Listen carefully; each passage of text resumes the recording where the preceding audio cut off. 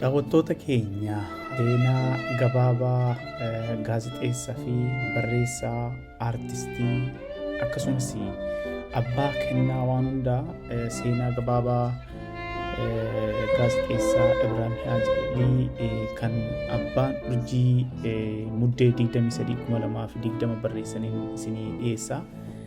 Egaa seenaan isaanii bifa gabaabaan dhiyaatu malee gara fuulduraatti karaa adda qabu. Lakin guddattuu Wallaggaa turtan nuti amma akka Afranqallootti akka damee Afranqallootti as dhufnee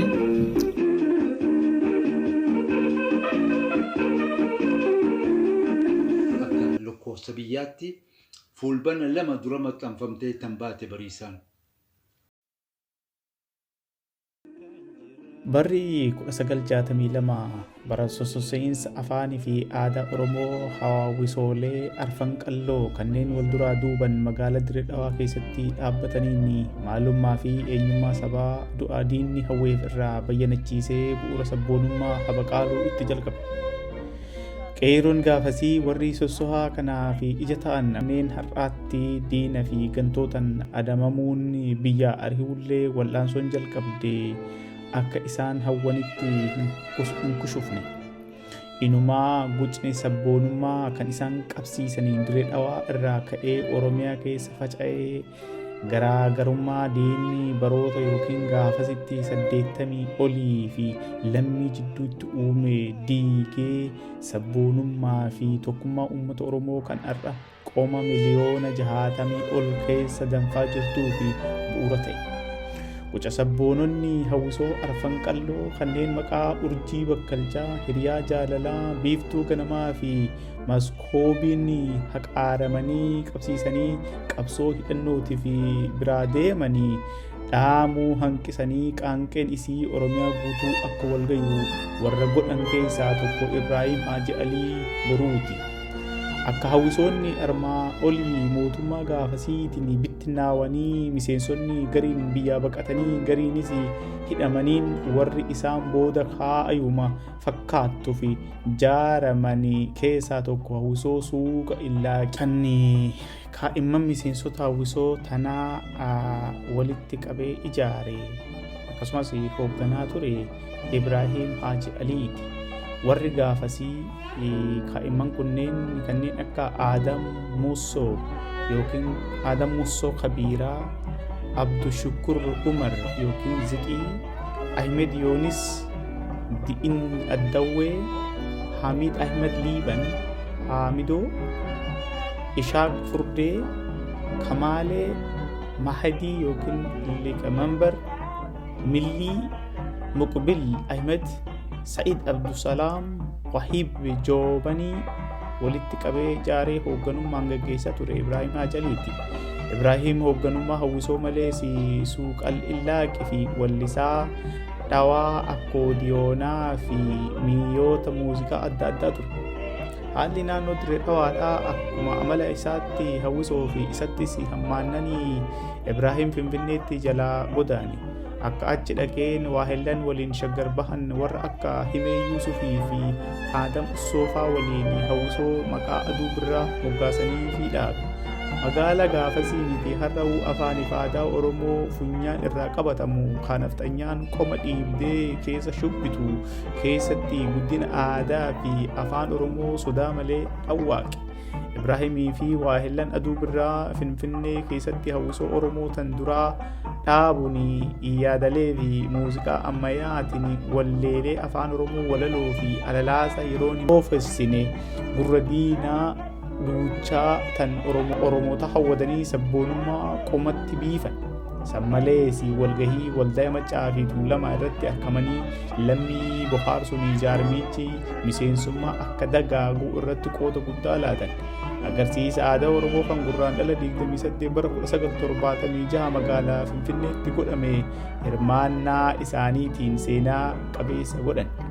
Yoom san qofa naannoo Finfinnee bira taranii baddaa fi gammoojjii Oromiyaa keessa deemanii dhagayi lammii koo dhagayi fira koo waliin beeynu malee barnuti foon tokko akka firii bishingaa nu faffacaasanii walitti qaqqabamaa bakkuma jirtanii keenyuma keessanii maa ala teessanii isin nu hin beeytanii bar nuti hidda keessanii namni biyya bahee waan biyyaan dubbatu ka gargar nu baase biyyee haa uffatu jechuun lammii tokkummaatti yaaman.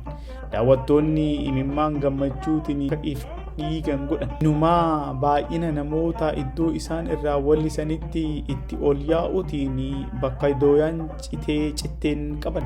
Hojiilee hawwisoo aduu birraa tanaa fi motorri eenyu yoo jedhame Ibraahim Haaji Aliiti.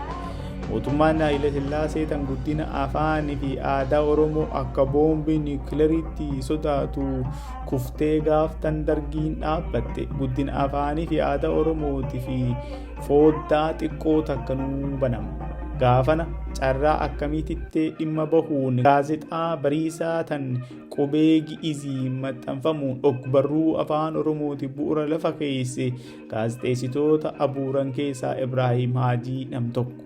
Fedhiin ijoollummaa qoma seentee keessatti guddachaa dhuftee ogummaa itti horee itti hayyoomee jiloota guddina afaanii fi aadaa Oromootiif biyya keessatti qophaa'an irraa kan Ibraahim qooda hin fudhatin hin turre. Sammalees afaan Oromoo waaltina qabaachisuu irratti qormaata akka gootuu fi koree dhaabbatte keessatti miseensummaan qooda guddaa gumaache. Fedhii afaanii fi aadaa Oromoo malees Ibraahim nama ispoortii keessa hawwu tapha kubbaa miilaa haalaan jaalatu. Fedhiin tunis akkuma taanitti kan isa dhuunfatte ijoollummaan. Haala kanaan Ibraahim yeroo barnoota irraa haftee fi kan irratti bobbahu hojumlameen. Afis akkuma kan taanitti garee kubbaa miilaa tan maqaan Surgis moggaasee fi dhaabee hoogganaa ture.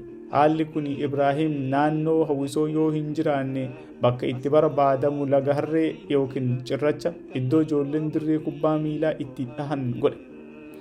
Akkuma fedhii afaanii fi aadaatti tan kubbaa miilaatis Ibraahim haaraa beekumsaa isii keessa cuuphe jecha akka kaa'imummaarraa baheen ogummaa isii tiin muuxatee garee kubbaa miilaa tan shariikan kottonii dirree dhawaa keessatti dhaabbattetti mindaa'ee taphataa lakkoofsa 10 tahee sanbiratti fedhichi seenaa kubbaa miilaa qoma guute. Inumaa gama boodaa raadiyoo faanatti gulaalummaa sagantaa ispoortii muude. Ibraahim abbaa isaa Arfanqalloo Haajii Alii Boruu fi haadha isaa Haajaraa Ahmad irraa magaalaa Dirree Dhawaa ganda qabrii ijoollee naannoo masjiid jedhamutti toora bara 1948 keessa nama dhalate. Jiruu gabaabduu addunyaarra jiraate keessatti walleelee seenaa qabeessa ta'an biratti barruulee afaan aadaa afoola fi seenaa Oromoo irratti xiyyeeffatan kanneen odoo hiree maxxansuu hin argatin biraa godaane hedduu barreesse. Ibraahim Haajii ijoollummaa irraa kaasee nama safafuu cimtuun badhaadhe. Nama haraaraa fi amaloota babbadoo nama dhuunfatan irraa qulqullaa'a. Nama sabboonaa qabbanaawaa sabni isaan boonu hahamtuu fi toltuu kofflaa taphaan simatu. Akkasumas Ibraahim kagandii ollummaa fi dhaamni yookiin afooshan miseensummaa fi maashoon barbaaddu sanirraa nama akkuma aadaa isaatti amantii isaatis jabeessuun sujuuda addaarra ibsu. Ibraahim dhimma lammii tan jiruu fi akhiiraattis odoo akka barbaachisutti walmaddi ooffatu. Dhukkubbii ji'oota muraasa fi isa haraarsaa tureen ergaramee ilmaan 10 fi duubatti dhiisee muddee 22 bara 2020 bakka dhalate hundi irraa hafuuf hin jiraannetti godaane. Rabbi jannata isaan haa qananiisu. Kan barreesse Abbaa Urjiiti.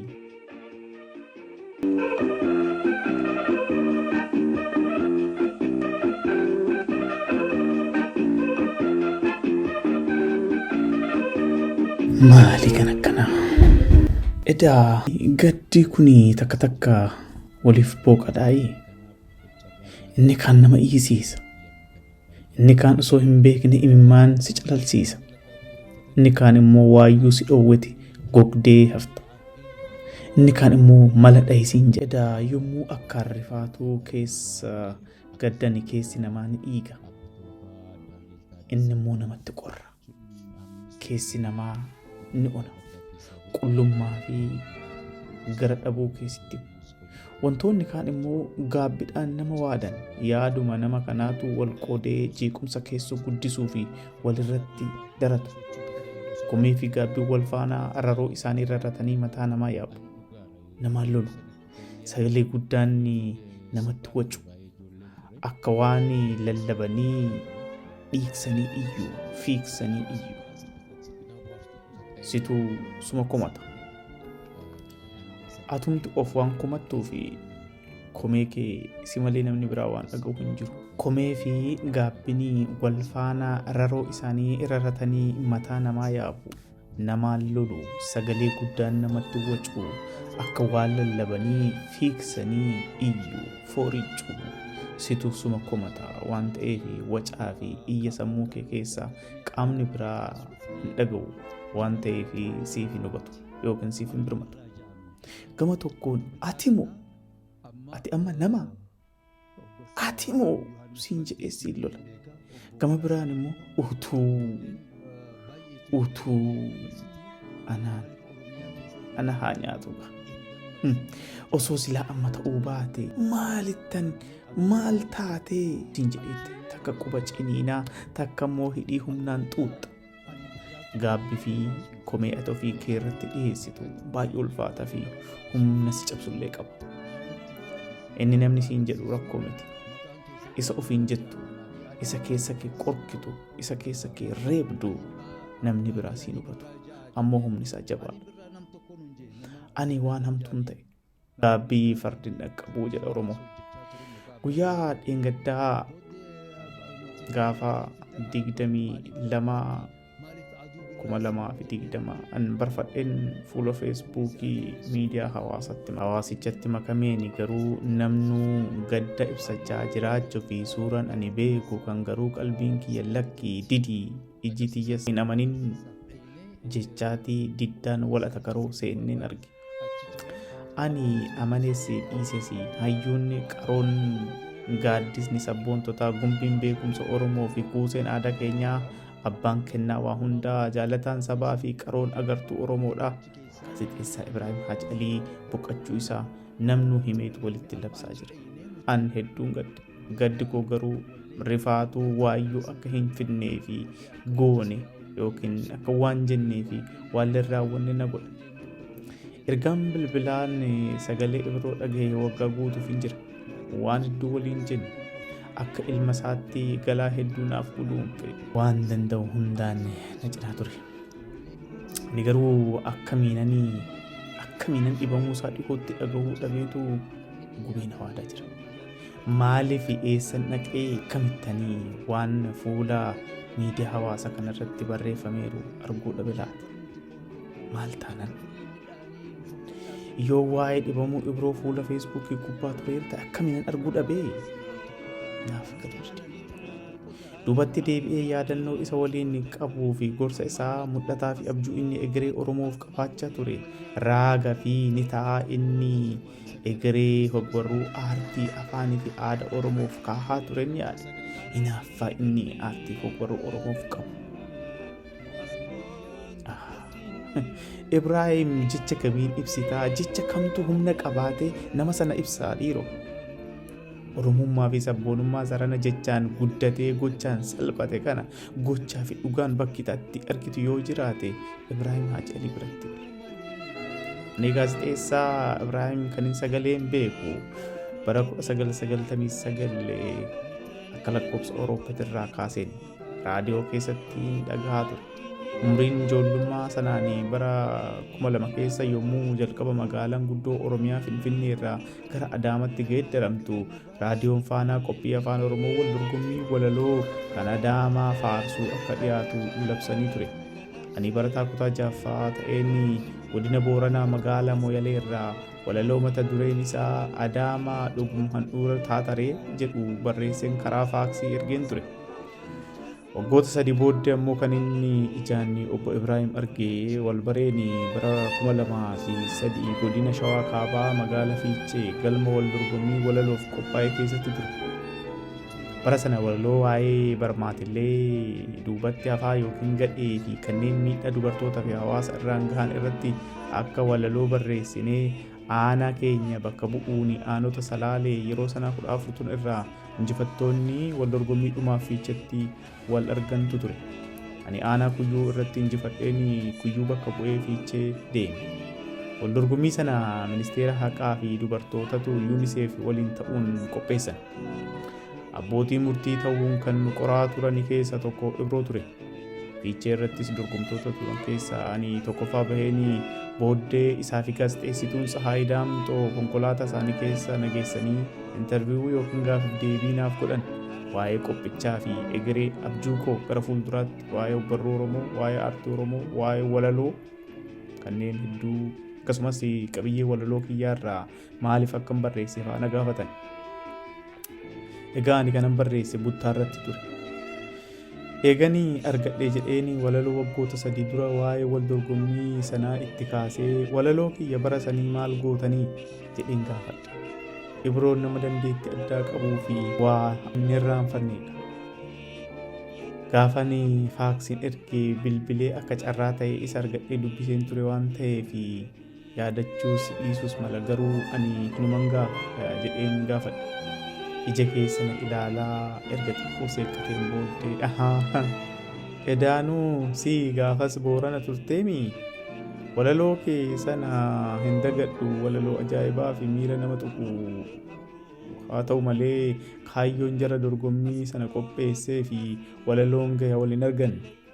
Ijoollee ta'uu kee fi malee silaa jarruu sin dhiiftu turte yaa caalaa hiyya. Isaan akka Adaamaa faaruun qarxam godhanii faarsan malee akka ati jetteen sana dhagahuu hin fedhan bar. Maraafuu gaafa tokko walaloon ati waan ooluuf inuma qabaati. Ati jabaadhu guddadhu ilma ko. Ani bara sana barataa kutaa 9ffaan ture. Dorgommii walaloo godina Salaalee injifachuu kiyyaan gammadee lafti natti dhiphatteetti. Ani waan sa'aatii sanaa malee waan biraa yaaduu hin turre. Garuu Ibraahim gaafas abdii takka ani qabaadhu hin beekne keessa kootti kudhaan. Sanas keessa kiyyatti akkan ani kudhaan madhunaafdha. Addarra na dhugatee na eebbisee. Isaan gara Finfinnee anis badhaasa fi waraqaa ragaa koo fudhee imaanaa kudhaan madhee gara aanaa kuyyuu magaalaa gara gurraachaatti deebi'e. Ibroon gaafas addaan baanus guyyaa tokko akkan deebi'ee qaama isa argadhu abdii guutamaatii ammoo torbeen sagantaa afaan Oromoo Ibroon fa'aa qopheessan dhaggeeffachuu akkasumas wallee sirbaa isaan tokkoon jechoota fi hiikoo isaa diddiiganii namaaf ibsuuf yaalan dhaggeeffadhaa anaaf araada addaa ture. Takkee anuu hirmaachaa maamila guddaas ta'uu baadhu qooda achi kaa'achaatiin itti fufa. Waggoota 4 booddee ani mana hidhaatii bahee barnootaan addaan kutee itti deebi'ee barnoota kutaa 10ffaa qabxii guddaan xumuree magaalaa Adaamaa duraan walaloo tiyyaan abaare sanatti barnoota qophaa'inaa osoo baradhuu gara kutaa 12ffaatti darbeen ganna keessa Finfinnee deeme. Dura jaala keenya kan yeroo ammaa lubbuun hin jirre Fiixaa yookiin Naasir Abdoo mana hidhaatti iyyaafadhee booddee karaa artist Daawwat Hayila Yesuusin Ibraahim argachuu fi gara waajjira FBC biikoo dabalannee waliin deemne. Ibroon hoggaana argu gammadee bunaa fi shaayii nuuf bitee biiroo isaatti nu waamee waan hedduu haasofne. Damuu kiyya sitti mee jedhuutti waa'ee Naasir Abdoo akka garaa isa nyaatu natti hime. Hubannoo fi Naasir eenyu warra jettanii fi Naasir Abdoo kan dhalate godina Arsii naannoo Gololchaati. Naasir Abdoo bara 2004 yeroo diddaan barattoota Oromoo guutuu Oromiyaa keessatti finiinaa ture sanii inni Adaamarraa qabameetii gara Maakalaawwiitti hidhame. Ani gaafas Booranan ture. Ani achitti hidhame. Haa ta'uuti wal barnoonni kiyyaa fi Naasir Abdoo karaa afaan Oromootiin lamaan keenya maamila ta'uurraa quba wal qabaachaa ture jechuudha.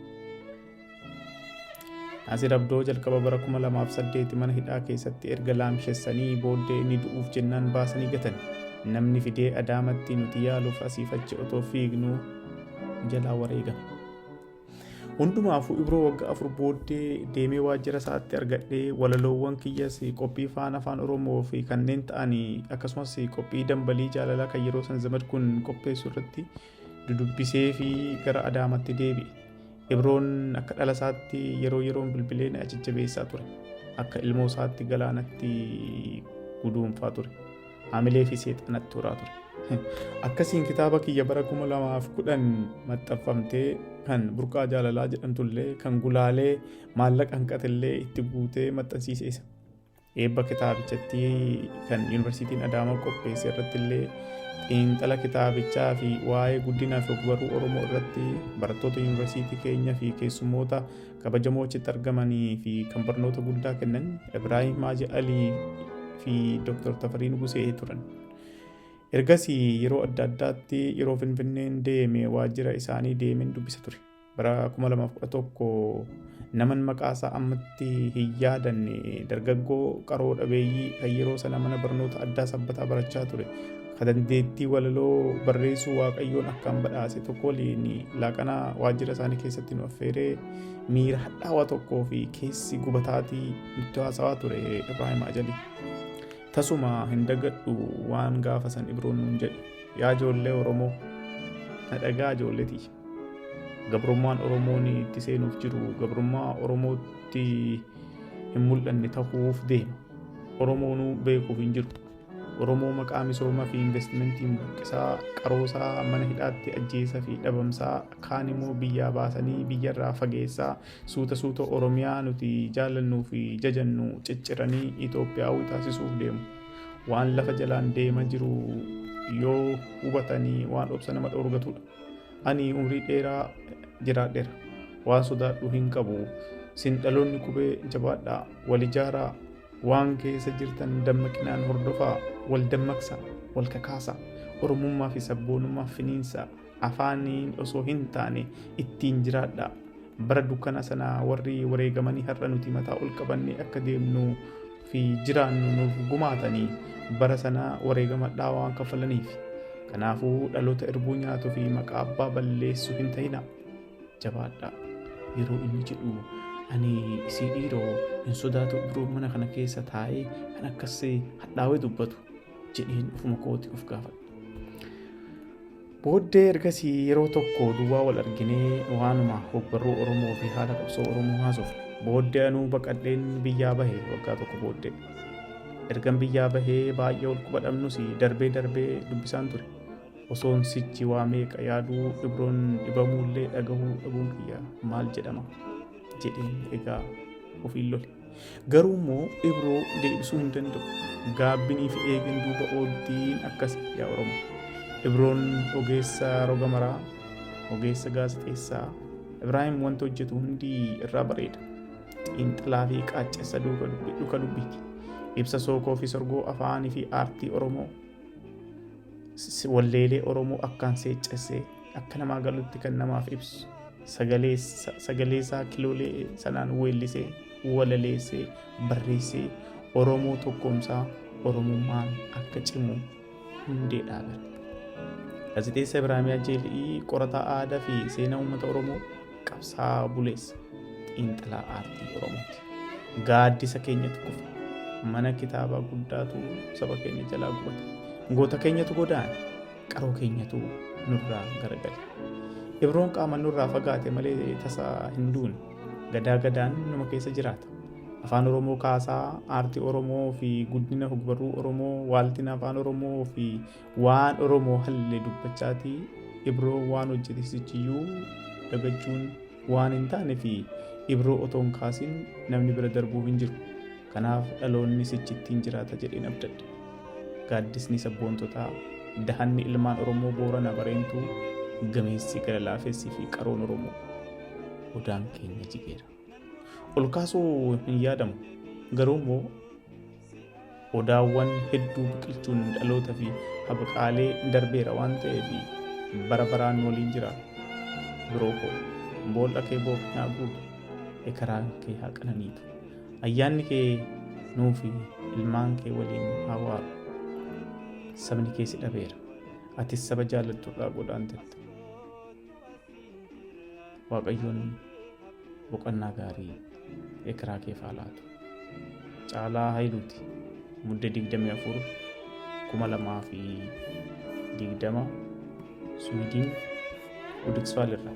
Toota keenya amma immoo waa'ee Ibraahim Haaji Alii namoonni isa beekan waahillan bakka hojiitti yookiin immoo karaa adda addaatiin isa beekanii maal jedhan waa'ee isaa maal dubbatan maal nuuf dhaaman dhalootaan maal jedhan kan jedhu gabaabsinee namoonni hiriyoonni isaa waan gama fuula Facebook irratti babarreessan wantoota gaggabaabduu isinii dheerati isin nafaana bu'a.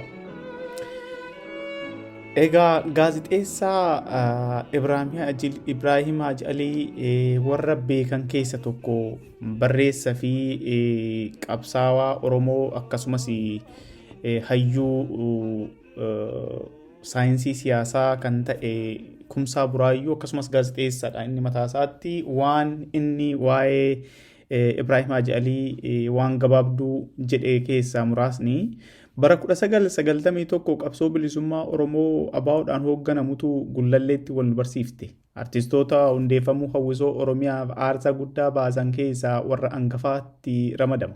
Meeshaa orgaanii itti hawwasichi Oromiyaa ija banee ka jalqaba taphate Jaal Ibroodha. Ibraahim jechuusaati. Hiree argadhee warra hawwisoo kana hoogganee keessa ani nama tokko waanan turee fi Jaal Ibroo waliin walitti dhufeenya guddoo qabna ture. Akka inni kuusa beekumsaa kan galaa dhalootaa tahuu baatee deemu akka gaariitti nu badha ture. Hawwisoon guutuu Oromiyaa magaalota Oromiyaa hedduu irra naannoftee dammaqiinsa qabsoo hiriyaa hin qabne gootetti ga'een Jaal Ibroo eegala sochii kanaa keessatti gumaache tasa hin dagatamu.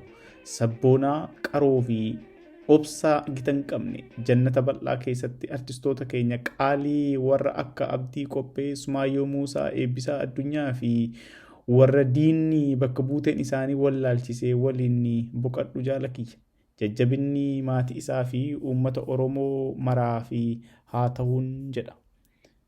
Buraayyuuti. Gaazixeessaa Tabsaayee Dheeressaa warra bara durii wal faana wal beekan yookiin wal baran keessa nama tokko. Egaa Tabsaayee Dheeressaa gaazixeessaa fi hundeessitoota warra urjii gaazexaa urjii jechuu kiyya keessa nama tokko. Innis waan gabaabduu tokko waan Ibraahim Haaji Alii akkas jedhe. Ibraahim Haaji Alii yaa nama jaalalaa, yaa nama kabajaa, yaa nama dandeettii hedduu, yaa fakkii sabboonummaa. Jalqaba qaaman kan wal argine barataa yuunivarsiitii ta'ee osoo hin jiruu bara 1984 waajjira gaazexaa Bariisaa keessatti ture. Ani walaloo gabaabduu tokko barreessee qabadhee dhufee har'a duute jechuun dhagahuun hedduu na naasise, na gaddisiise. Warri akka keetiin kun Oromiyaatti bilisoomte osoo hin argin adeemuun isaanii akkan natti dhagahama. Kanaanis ati isa jalqabaati. Egaan silaa maal godhamaa miti biyyoon sittaa salphatu Waaqayyo jaalalaan si haa qananiisu. The humblest, most respectful and the loving person of multiple talents, journalist and musician, among others. It was so saddening to hear that you passed away. Let God rest you in peace. Egaa kana kan barreesse immoo Tabsaayee Dheeressaati. Gaazexeessaa Tabsaayee Dheeressaa egaa namni baay'een ONN irratti ni beektu. Yeroo ammaa kana immoo qophii hubannoo miidiyaa keelloo irratti nama dhiyeessaa jirudha. Dabalataan waan gaazexeessituun masarat dhaabaa kennee fuula Facebook ishee irratti jetteen sinii dubbisa. Waan gabaabduudha garuu hedduu garaa nama nyaatti. Waan guddoo namatti agarsiifti. Akkas jetti. Hayyuu gaazexeessaa goota seenaa aadaa fi aartii afaan Oromoo Ibraahim Haaji Alii Rabbii jannataan si haa badhaasu. Akkasii maluuf kabajaa sii maluun osoo hin jiraatin darbuu keetu na guba. Ani humna dhabe yoon si argu silaa abbaa koon sitti obsatu. Namni gaariin silaas nuu turuu fi bobbuluu didee jira. Rabbis garaanitti jabaate fakkaata barame. Masarat dhaaba kenniitu barreesse. Inni biraa hedduu qalbii koo na buuse fi baay'ee akkan daranuu gaddu of komadhu na godhe keessa waan barreessaa yookiin waloo Abdiisaa Balaachoo fuula Facebook isaa irratti barreesse tokko gabaabaadha isiniifan dubbisannis. Har'a gaazexeessaa fi ogeessa muuziqaa gameessa Ibraahim Haaji Alii dhabuu fi namni gadda ibsataa oolu. Jabaa ofii dhabanii gadduu waanuma jiru namummaadhas. Duulaan gadda ibsan suura isaanii maxxansine kuusa keessas kan waliin kaane baasnee utuu inni nun dhagahin boofne. Kunillee gaaruma. Ammoo ji'oota muraasa dura hayyuun kun dhukkubsateera haa gargaarru jedhamee lakkoofsi herreega isaanii ganda kanarratti gaafa gadhiifame garuu anayyuu dabalatee namni wal harkaa fuudhee isa gargaaruuf xiyyeeffannoo kenniin ture. Har'a garuu dhabnee jirra nama kana. Kun hojii rabbii ta'ee guyyaa muraasni fi ta'uu danda'a. Yookiin ammoo gargaarsa nuti goonuufiinis araara rabbiin faana umurii isaa saga tokko achi butuu dandeenya ta'a. Akkamuu ta'u garuu wanti ta'uu qabu yookiin ta'uu hin qabne ta'e nuti garuu gadda nama keenyaa akkuma as taayimlaayin gubbaatti taa'uu fi jarjarru yeroo isaan gargaarsaaf harka keenya ilaalamittis haa jarjarruun jedha. Waan nurraa eegamu haa goonu. Waan dandeenyuun bira haa dhaabbannu malee waan nurraa eegamu gochuu dhiisnee riip jechuuf ariifachuu osoo dhaabne natti tola. Namnuu jaalala nama kanaa fi qaburraa kan ka'e gaddasaa akka ibsee fi wallaalee miti. Garuu jaalala nama keenyaaf qabnus gochaan utuu lubbuun jiranii itti agarsiisuu aadaa fi amaleeffannaa haa godhannuufan jedhe. Galatoomaa. Abdiisaa Balaachotu barreesse kanammoo. Akkasumas aartist yookiin immoo weellisaa Ittiiqaa Tafarii warra lolaa waan gabaabduu tokko jedhe. Namni biyya isaaf jiraate ni boqate malee hin du'u. Gaazexeessaa, aartistii, barreessaa fi qorataa seenaa Ibraahim Haaji Alii lubbuu kee jannataan haa qananiisu. Maatii fi firoottanii akkasumas jaalattoota isaaf jajjabinaa kennuun jedha Ittiiqaa Tafariiti. Gama biraatiin aadde Tsadaalee Lammaa gaafatamtuun Addis Istaandard isheenis gaazexeessituudha. Akkas jettee barreessite. Tulluu Oromoo ammas dhabne. Urjii gama bahaa kan ta'e Ibraahim Haaji Alii as koottuu asiin jiraan sirba baay'ee keenya weedduu afaan Oromoo wajjin jaalalaan akka kufnu kan nu godhedha. Dhaloota dhufuun ni yaadatama. Nagaan boqodhu. Another giant has fallen, but it will be remembered for generation to come. Rest in peace. Tsadaalee Lammaa hooggantuu Addis Istaandardiiti. Artistoota Oromoo jaallatamoo fi beekamoo biroo keessaa Caalaa Daggafaa warra Galaan waan jedhe qaba. Innis akkas jedhe. Gaazexeessaa, aartistii, taphataa meeshaalee muuziqaa, qorataa afaan Oromoo fi waaltiin afaan Oromoo irratti kan hojjetaa turanii Ibraahim Haaji Alii du'aan addunyaa kanarraa boqachuun isaanii hedduu nama gaddisiisa. Ibraahim Haaji Alii guddina aartii fi afaan Oromoo irratti nama qooda olaanaa bahatanidha. Rabbi lubbuu isaanii jannataan haa qananiisu. Caalaa Daggafaa warra Galaan. Gaazexeessaan biraa fi jaalatamaan gaazexeessaa Olaansaa Waaqumaa gaazexeessaa OBS'ti. Innis akkas jedheeti waan gabaabduu tokko barreesse. Ibraahim Haaji Alii nama jabaa si dhabne, mana kitaaba guddaa tokko dhabne. Rabbi lubbuu kee haa maaru Ibroo. Nama jabaa abbaa hundaa ogeessaa waa'aa irraa odeeffatanii harkaa hin dhumne dilbii beekumsaati Ibraahim Haaji Alii. Ibraahim Haaji Aliin weellisaa, barreessaa, walaloo fi qopheessaa yeedaloo, qindeessaa muuziqaa, albamoota fi sirboota qeenxee hedduu, xiinxalaa ispoortii, gaazexeessaa, hayyuu waaltiin afaan Oromooti. Kan barreesse Olaansaa Waaqumaati. Miidiyaalee keenyatiin fuula Facebook isaaniitti irratti waan barreessan qaban. Fakkeenyaa fi miidiyaan Oromiyaa Miidiyaa Neetwoorkii waan armaan gadii kana fuula Facebook isaanii irratti maxxansaniiru. Waxabajjii 27/2020 istiidiyoo OMN damee Finfinneetti argamuun afgaaffii sagantaa kuula ogummaa jedhu irratti taasisan. Qorannoo xinqooqaa afaan Oromoo irratti adeemsisaniin amalaa fi addummaa sirna barreeffama afaan Oromoo irratti kitaaba maxxansuu fi adeemsarra akka jiran dubbatanii turan. Sababa ugguramuu istiidiyoo Finfinneetii fi sagantaan sun qilleensarra hin oolle jechuun OMNtu barreesse. Kanammoo karaa biraatiin immoo istaandardii akka miidiyaatti afaan Ingiliziitiin akkas jechuudhaan barreessan. boqachuu gaazexeessaa Ibrahim Haji Ali. Ibrahim Haji Ali, journalist, linguist, singer, songwriter, and a guitarist, has passed away while receiving medical treatment. Ibrahim was admitted to St. Teklaimanot Hospital in Addis Ababa as of August this year.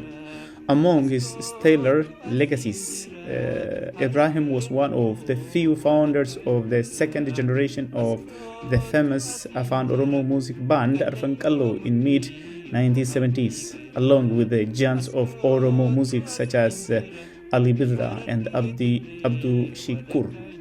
He was well known for his single Askotu Asinjra. In addition to his career as a journalist and a musician, Ibrahim has also contributed immensely to the study and the development of Afaan Oromo language until recently. He was also one of the first journalists to join Fana Afaan Oromo Broadcasting Service, launched in 1994, where he was producing the segment. He was also one of the founders of Barisa newspaper, the first newspaper published in Afaan Oromo using the Igiz alphabet, which was first published circa 1976. Ibrahim will be laid to rest this afternoon at the Muslim cemetery in Kolfe Karanio. Rest in peace. Milkeessa miidhagaa afaan Ingiliziiti waan gabaabduu tokko barreesse. Sanas mee gurraanan singaha. Sad news to hear the passing away of Ibrahim Haji Ali, who was senior Oromo journalist, pioneering composer, poet, singer, writer, standard linguist, guitarist, and Oromo cultural powerhouse. I used to strictly follow his Fana Afaan Oromo on Fana Radio when I was a junior and secondary schools. That really taught us standard Afaan Oromo. I love it. This is a huge loss to all Afaan Oromo lovers. I had interviewed him in 2010 for my MA thesis on Ethiopia's choice of federal working language and its implications for Afaan Oromo. May his soul rest in peace in heaven. Deep condolences to his family and loved ones. Milkeessa miidhagaa. Biraatiin namni Tulluu Liibaan jedhamu karaa Facebook kana nama rogeeyyii jajjaboo jiran keessa tokko. Namni Tulluu Liibaan jedhamu kunis afaan Ingiliziiti waan gabaabduu tokko waa'ee Ibrahim Haji Ali akkas jechuun barreessani. Isas afaanuma Ingiliziitiin insinii dubbisaatii afaana bu'aa. Ibrahim Haji Ali. I am so saddened to hear the passing away of artist and journalist Ibrahim Haji Ali. Mr. Ibrahim was a versatile man-gifted singer, instruments player, composer, and a poet. Ibrahim was one of the founders of the Arfan Qallo band, a group of pioneer art movement in setting a standard for Oromo modern music in the 20th century. Mr. Ibrahim is not only an artist but also a famous journalist who was a member of Barisa newspaper founder for a long period of time. Ibrahim was known to be the encyclopedia of sports during his stay at Fana Broadcasting Corporation. He was the producer of Fana Sports, which was presented by Alamne Wase. Ibrahim was a very humble, down-to-earth, sociable, and surprisingly shy and polite person. I'm so hurt to hear the passing away of the incredible Oromo artist and journalist. His music is such a lovable melody that always rings in my ears. Love and respect, brother. Rest in peace. Tulluu Liibaan. Gaazexeessa Mohammed Adam immoo akkas jechuun innis afaan Ingiliziitiin waan gabaabduu tokko barreesse. I grew up listening to Ibrahim Haji and Hussein Badhaso on Fana Broadcast Radio, a dynamic duo like no other who inspired me and many others. We lost a true legend and a trailblazer. May his soul rest easy with the ancestors. Biyyeen isatti hasalphattu firoottan warraa fi jaalattoota isaa cufaa fi jajjabinanii hawwa. Muhammed Adamu. Reediyoon BBC Afaan Oromoo gaafa 24 maxxansaniin isinii dhiyeessa. Raadiyoon BBC Afaan Oromoo akkas jechuun jalqaba barreeffama isaa. Ibraahim Haji Alii Insaayikilopiidiyaa Oromoo turan. Gaazexeessaa Idris Guddatootu akkas jedheen jechaadha. Gaazexeessaa fi artistiin gameessi Ibraahim Haji Alii umrii isaanii waggaa 60 keessa du'aan addunyaa kanarraa boqotan. Faanaa Broadcast kutaa afaan Oromoo keessatti gaazexeessummaan hojjechaa ka turanii Ibraahim Haji Alii dhukkubsatanii yaalaa irra turan. Yaala irra turuun roobii ganama keessa muddee 23 bara 2020tti addunyaa kanarraa du'aan boqotan. Faana Broadcast keessatti gaazexeessaan yeroo dheeraaf sagantaa bashannanaa adda addaa waliin hojjechaa turanii Zamadkuun Misgaanaa'u akka BBC'tti himetti Ibraahim ji'a 2 dura kooronaavaayirasiin qabamee dhukkubsachaa ture.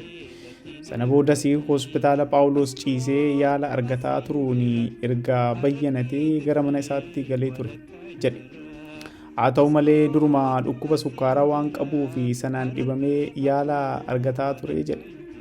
Gaazexeessaa, weellisaa, qorataa fi abbaa ogummaa hedduu ka ture Ibraahim Haji Alii Ibroo muddee 23 bara 2020 sirni awwaalcha isaanii Finfinneetti raawwateera. BBC Afaan Oromoo seenaa gameessa afaanii fi aartii Oromoof gumaache kana namoota itti dhiheenyan isa beekan irraa odeeffachuun gabaabumatti akka itti aanutti isinii dhiyeessina. Isiin ganna 2 dura dhimma gaazexaa kanarratti Ibraahim Haji Alii wayita gaafatutti bara sanatti qubeedhaan kan hin yaadamne ture. Waanuma fedhe yaa ta'u jennee qubee saabaadhaan eegalle jechuun jalqabbii gaazexaa kanaa dubbatanii turan. Yeroo sanatti akka hojjettoota gaazexaa bariisatti ka turanii Mahadii Ahmed Muudee akka gulaala olaanaatti Lammeessaa Boruu fi Imree Angoosee akka turan yaadachuun isaan keessa anumatu biyyatti hafe jechuun dubbatanii turan. Haa ta'u malee milkaa'inaa fi hirmaannaa yeroo sana ture laalanii yeroo sana akka saansurii jalatti deebi'an ta'ee jechuun akka lakkoobsa Itoophiyaatti bara 1969 irraa kaasee mootummaa jala galee pireesiidhaan maxxanfamuu eegale jechuun BBC'tti dubbatanii turan. Faana afaan Oromoo faana irratti gaazexeessaa Idris Guddattoo Ibraahim waliin waggoota 20 olii fi Faana Broadcast keessa hojjechaa turuu BBC'tti himan. Ibraahim hojiiwwan yeroo hunda itti yaadamu hojjetee nurraa adda bahee jedhan. Sagantaalee bashannanaa kan akka qabiyyee sirbaa, ispoortii fi guddina afaan Oromoo fi qooda olaanaa kabahate Faana afaan Oromoo yeroo dheeraaf hojjetaa ture jedhan. Sagantaa Faana afaan Oromoo kun afaanicha waaltessuu keessatti gahee guddaa taphateera. Sagantaan Faanaa afaan Oromoo yeroo ka'u yeroo hundumaa jalqaba irratti namni yaadatamu Ibraahim Haji Aliiti jedhu Idris Guddatoo. Ibroon nama kadabe qajeelchu sirreessa ooluu utubaadha. Inni insaayikilopiidiyaadha.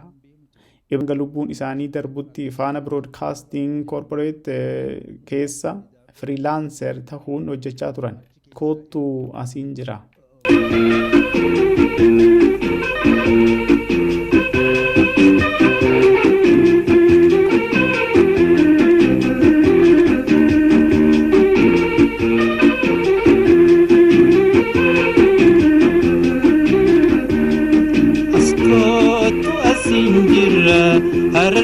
Dirree walakkaan jira askootu asiin jira harargee habroo walakkaan jira.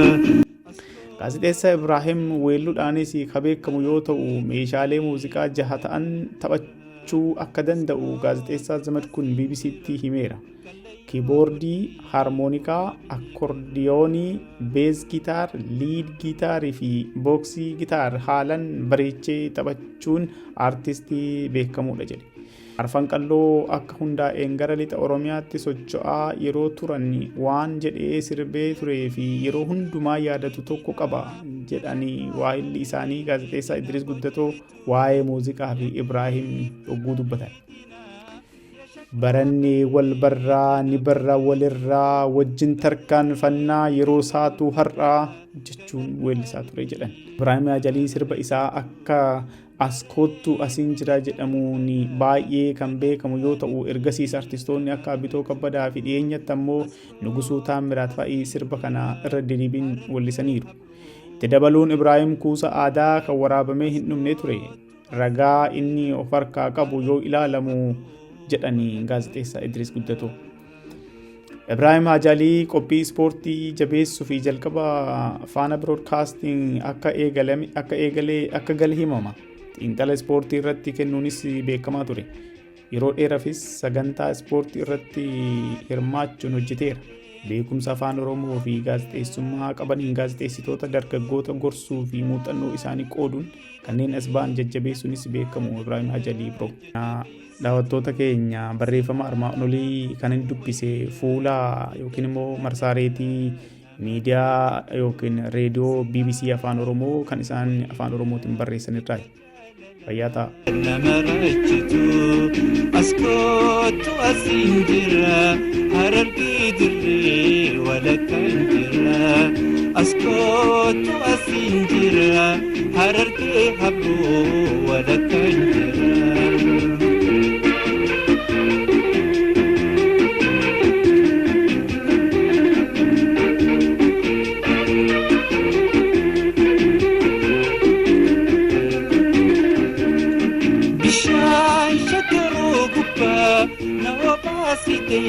متي بالقولي بشاي شكروا قبا نواباسي متي بالقولي يا دم وافن دم براري دريدتي ننقلي يا دم وافن دم نفدو دريدتي ننقلي اسكوت اسنجرا harargee dirree walakkaan jira askootu asiin jira harargee habroo walakkaan jira askootu asiin jira kallayyoo mudhii fohamii gira askootu asiin jira harargee dirree walakkaan jira.